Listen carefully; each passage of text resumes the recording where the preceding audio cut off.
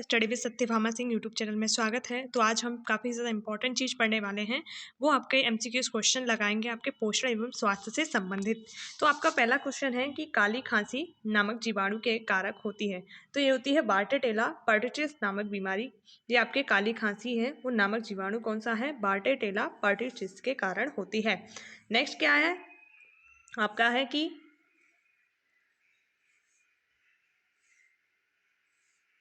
Mycobacterium tuberculosis नामक जीवाणु के कारण होने वाला संक्रामक रोग है। तो आपका क्षय रोग यानी या टीबी है, माइकोबैक्टीरियम ट्यूबरक्लोसिस के कारण ये बीमारी होती है। नेक्स्ट है विशेषज्ञ समूहों द्वारा पूर्व विद्यालयी बच्चों हेतु अनुशंसित जो नियासिन की आवश्यकता है वो डैश के बीच होती है। तो वो कितनी होती है? 8.0 to 11.0 मिलीग्राम प्रतिदिन की होती है। नियासिन क्या है? B3 का रासायनिक नाम है। इससे क्या बीमारी होती है? पेलाग्रा नाम की बीमारी आपकी इससे हो जाती है। नेक्स्ट है वृद्धि स्टंटिंग जो वृद्धिरोध स्टंटिंग को डैश के रूप में परिभाषित किया जाता है। इससे क्या है आपकी आयु है वो अत्यंत कम लंबाई होती है, मतलब आयु की दृष्टि से अत्यंत कम लंबाई इसमें आपकी पाई जाती है। नेक्स्ट है 12 अप्रैल 2005 को कौन सा कार्यक्रम आरंभ किया गया था? तो नेशनल हेल्थ मिशन है, जो रूरल हेल्थ मिशन है वो प्रारंभ किया गया था और अर्बन 2013 में प्रारंभ किया गया था। नेक्स्ट है आपका गर्भावस्था के दौरान ऊर्जा की आवश्यकता बढ़ जाती है क्योंकि इसके लिए अतिरिक्त ऊर्जा आवश्यक होती है। तो गर्भावस्था के समय जो गर्भस्थ शिशु होता है उसकी वृद्धि एवं शारीरिक गतिविधि के लिए भी आपकी ऊर्जा एक्स्ट्रा महिला को चाहिए होती है। ठीक है, नेक्स्ट है इसका आंसर सभी है। गर्भनाल की वृद्धि के लिए माता के शरीर के आकार में असामान्य वृद्धि यानी ऑप्शन उपयुक्त सभी। नेक्स्ट क्या है? डैश के साथ साथ लोहा संपूर्ण से रक्ताल्पता ठीक करने के लिए मदद मिलती है। तो फॉलिक अम्ल की गोलियां इसमें हम सेवन करते हैं। नेक्स्ट है बच्चों में प्रोटीन ऊर्जा कुपोषण डैश के कारण होता है। इसका आंसर है उपयुक्त सभी निर्धनता, दूध चढ़ाने की अवहेलना और दीर्घकालिक संक्रमण के कारण। इन सभी के कारण इनमें से कौन एक वायु वाहित रोग नहीं है? तो मलेरिया आपका क्या है? वायु वाहित रोग नहीं है, ये प्रोटोजोआ के कारण होता है। नेक्स्ट है अपर्याप्त खाद्य अंतर्ग्रहण डैश के कारण हो सकता है, जो उपयुक्त सभी के कारण। भोजन में खराब योजना, भोजन के छोड़ देने से और स्वास्थ्य की खराब आदतों से आपके क्या होता है? अपर्याप्त खाद्य जो अंतर्ग्रहण है वो जैसी बीमारियां आपके देखने को मिलती हैं। नेक्स्ट है बाल्यावस्था के वयस्कावस्था में संक्रमण की अवधि को कहते हैं, इसको बोलते हैं किशोर वय। ठीक है, नेक्स्ट है निम्न में से कौन सी वैक्सीन सार्वभौमिक टीकाकरण कार्यक्रम के तहत शामिल नहीं है? तो IDD नामक जो वैक्सीन है सार्वभौमिक टीकाकरण के तहत इसे शामिल नहीं किया गया है। नेक्स्ट है कच्चे अंडे की सफेदी में उपस्थित प्रोटीन जो बायोटिन से आवंदित होकर उसके अवशोषण को रोक देता है कहलाता है, इसको कहते हैं एविडिन। और अंडे में बेसिकली जो प्रोटीन होती है वो एल्बुमिन होती है और संपूर्ण प्रोटीन कहा जाता है आपकी प्रोटीन अंडे को। गर्भवती महिला के आहार में इनमें से किसे शामिल नहीं किया जाता चाहिए? धूम्रपान होता है उसे स्मोकिंग को शामिल नहीं किया जाता है क्योंकि धूम्रपान महिला के स्वास्थ्य के लिए और बच्चे के स्वास्थ्य के लिए दोनों के लिए हानिकारक होता है। नेक्स्ट है लैक्टोज केवल डैश में उपस्थित होता है। तो दूध में जो लैक्टेस नाम की शर्करा उपस्थित होती है जिसके कारण दूध का जो स्वाद है वो मीठा होता है। नेक्स्ट है माता में आयोडीन की कमी नवजात शिशु में इनमें से किसकी जटिलता से संबंध है? तो उपयुक्त सभी यानी ऑल ऑफ दी अबव इसका आंसर है। नेक्स्ट है जननी सुरक्षा योजना का लक्ष्य डैश को घटाना है। तो इसका जो लक्ष्य है दोनों है यानी नवजात शिशु की मृत्यु को और मातृत्व मृत्यु दर दोनों को घटाना है। नेक्स्ट है प्रोटीन की शरीर क्रियात्मक ईंधन मान है। तो जिसका जो क्रियात्मक ईंधन मान है प्रोटीन का 4.0 किलो कैलोरी। इस तरह की जो रेशियो आपके कहीं भी आपको पूरा चार्ट बना के क्या कर लेना है? कंप्लीट कर लेना है, अपने रूम में लगा लेना है और डेली उसे देखते चलना है। नेक्स्ट है अंडे में उपस्थित प्रोटीन को कहा जाता है? अंडे में जो होती है संपूर्ण प्रोटीन होती है जो मैंने अभी ऊपर बताया। ठीक है, नेक्स्ट है एस्कॉर्बिक अम्ल की कमी से डैश नामक रोग हो जाता है। तो स्कर्वी नाम का रोग है वो एस्कॉर्बिक अम्ल से हो जाता है। नेक्स्ट है नवजात शिशु के आहार में पहली बार जोड़े गए ठोस भोजन को कहते हैं? तो भोजन को क्या कहते हैं? वेई ओट्स कहा जाता है। अनाजों में सीमाकारी अमीनो अम्ल है। तो ये लाइसिन है वो अनाजों में सीमाकारी अमीनो अम्ल है। नेक्स्ट है टीकाकरण में डैश की एक नस्ल को शरीर के में प्रवेश कराया जाता है, ये क्या कहलाता है?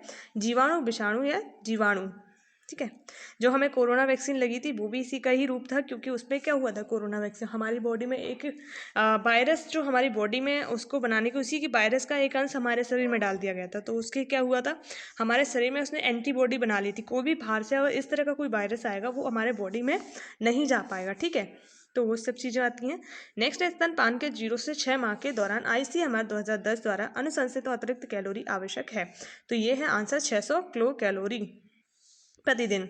नेक्स्ट है ICMR 2010 द्वारा वयस्क पुरुष हेतु अनुशंसित प्रोटीन की आवश्यकता होती है। तो 60 ग्राम जो प्रोटीन है प्रतिदिन आवश्यक होती है। तो इस तरह का चार्ट आपको कंप्लीट कर लेना है। इसका क्वेश्चन बहुत आते हैं। प्रोटीन, ऊर्जा, कुपोषण, बच्चे के आहार को डैश वाला होना चाहिए। अच्छी गुणवत्ता वाला अच्छी गुणवत्ता वाले प्रोटीन से समृद्ध और कैलोरी की उच्च मात्रा होनी चाहिए। नेक्स्ट क्या है, भारत सरकार द्वारा वर्ष 1962 में कौन रोग निरोधक कार्यक्रम शुरू किया गया था। ये आपका जो रोग निरोध कार्यक्रम शुरू किया था, आयोडीन न्यूनता विकार कार्यक्रम। ठीक है। नेक्स्ट क्या है, माता में फोलिक अम्ल की कमी नवजात शिशु में इनमें से कौन से तंत्रिका नाल दोष या न्यूरल ट्यूब डिफेक्ट के जोखिम में वृद्धि संबंधित है। इसका आंसर है स्पाइना बाइफिडा। नेक्स्ट क्या है, खसरा एक संक्रामक रोग है और यह डैश की श्रेणी में आता है। तो ये आपका क्या आता है, वायुवाहित रोग की श्रेणी में खसरा आपका आता है। नेक्स्ट क्या है, इनमें से कौन सा कथन गलत है। तो इसमें हैजा एक वायुवाहित रोग है, ये गलत है क्योंकि हैजा वायु से नहीं फैलता है। नेक्स्ट है, मनुष्य में गर्भ की अवधि शिशु जन्म तक चलती है। ये सामान्य गर्भ अवधि लगभग होती है। तो जो आपकी 40 वीक्स की आपकी जो गर्भवती का पीरियड है, प्रेगनेंसी का पीरियड होता है, वो 40 सप्ताह का होता है। ICDS के संशोधित मानकों में फरवरी 2009 के गर्भवती में स्तनपान करा रही महिला को कितनी कैलोरी प्रोटीन दिए जाते हैं। तो इसका आंसर 600 कैलोरी और 18 से 20 ग्राम प्रोटीन। नेक्स्ट है, रक्त कैल्शियम की कमी को डैश कहा जाता है। तो कैल्सीमिया कहा जाता है। जो कमी हो रही है, हाइपो हो रही है और वृद्धि हो रही है, तो हाइपर कैल्सीमिया कहा जाएगा। नेक्स्ट है, काली खांसी को भी कहते हैं, क्या कहा जाता है, पर्टिशिस काली खांसी को कहा जाता है।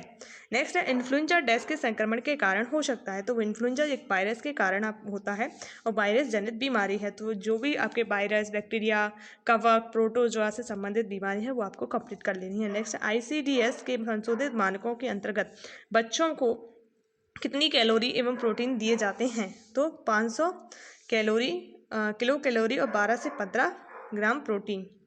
नेक्स्ट है, शिशु को दस्त हो जाने पर आप क्या करेंगे। तो हम क्या करेंगे, सभी चीज़ें कार्य करेंगे जो ऊपर आपकी दी गई हैं, यानी उपयुक्त सभी इसका आंसर हो जाएगा। नेक्स्ट क्या है, दस्त में हल्के फुल्के मामलों में भी बच्चे में किसकी कमी हो जाती है। तो जिंक की कमी बच्चों में हो जाती है। नेक्स्ट है, सार्वभौमिक प्रतिरक्षणी कार्यक्रम के अंतर्गत इनमें से किस रोग के विरुद्ध संरक्षण नहीं दिया जाता है। तो कर्क यानी कैंसर आपके उसके विरुद्ध संरक्षण नहीं दिया जाता है। नेक्स्ट है, C गोपालन ने वर्ष 1971 में एक सुनियोजित आहार सर्वेक्षण किया जिसमें उन्होंने पाया कि क्वास्कर और मैरास्मस से पीड़ित बच्चों के आहार में लगभग समान थे और इस आधार पर उन्होंने एक विशाल सिद्धांत दिया जिसे डैश नाम से जाना जाता है, अनुकूलन का सिद्धांत। ठीक है। इस प्रकार का सिद्धांत कोई भी आपका स्वास्थ्य वैज्ञानिक है या फिर गायकोनोलॉजिस्ट है, आपका जो स्त्री रोग विशेषज्ञ होता है, उसके द्वारा कोई भी आपका सिद्धांत दिया गया है वो आपके लिए इम्पोर्टेंट है। नेक्स्ट है, 9 माह की आयु पर खसरे की वैक्सीन के साथ दी गई 1 लाख आयुल की मात्रा पहली खुराक डैश की होती है। तो विटामिन A की होती है। ठीक है। नेक्स्ट क्या है, गर्भावस्था के दौरान ह्यूमन कोरियोनिक गोनेडोट्रोफिक हार्मोन्स का उत्पादन डैश द्वारा होता है। तो ये होता है गर्भनाल प्लेसेंटा के द्वारा इस हार्मोन का स्रावन होता है। किस मंत्रालय पर ICDS योजना की निगरानी का समग्र उत्तरदायित्व है। तो महिला एवं बाल विकास मंत्रालय, यानी ऑप्शन नंबर 2 इसका आंसर है। नेक्स्ट है, मुख में पॉलीसेकेराइड के पाचन का आरंभ डैश नामक एंजाइम द्वारा होता है। तो इसको क्या बोलते हैं, टाइलिन नामक एंजाइम। हमारे मुख में क्या होता है, टाइलिन नामक एंजाइम होता है जो कार्बोहाइड्रेट का पाचन करता है। नेक्स्ट है, बालिकाओं की वृद्धि एवं विकास को पर डैश से प्रतिकूल प्रभाव नहीं पड़ता है। तो जाति से कोई प्रभाव नहीं पड़ता है उसके विकास के लिए। नेक्स्ट है, ICMR 2010 द्वारा गर्भावस्था के दौरान अनुशंसित सामान्य आयरन आवश्यकता है। तो 35 मिलीग्राम पर डे। नेक्स्ट है, बच्चों के कुपोषण का पता लगाने हेतु आमतौर पर प्रयुक्त उपाय है। उपयुक्त सभी, यानी वृद्धि, रुधिर, सामान्य से कम भार और क्षयी, ये सभी इसके अंतर्गत आते हैं। नेक्स्ट है, डैश के लिए उच्च प्रोटीन एवं उच्च कैलोरी आहार की अनुशंसा की जाती है। तो कुपोषित बच्चों के लिए इसका आंसर हो गया। नेक्स्ट है, हड्डियों में पाए जाने वाले मुख्य खनिज हैं, तो कैल्शियम, फास्फेट और मैग्नीशियम ये हड्डियों में पाए जाने वाले प्रमुख खनिज हैं। इनको आपको रट लेना है यहीं की यहीं, क्योंकि ये आप क्वेश्चन पेपर में लगभग इससे क्वेश्चन आते ही हैं। नेक्स्ट है पहली तिमाही। गर्भावस्था के 0 से 12 सप्ताह के दौरान अधिकांश महिलाओं में वृद्धि डैश के बीच होनी चाहिए, तो 0.5 से 2 kg के बीच में।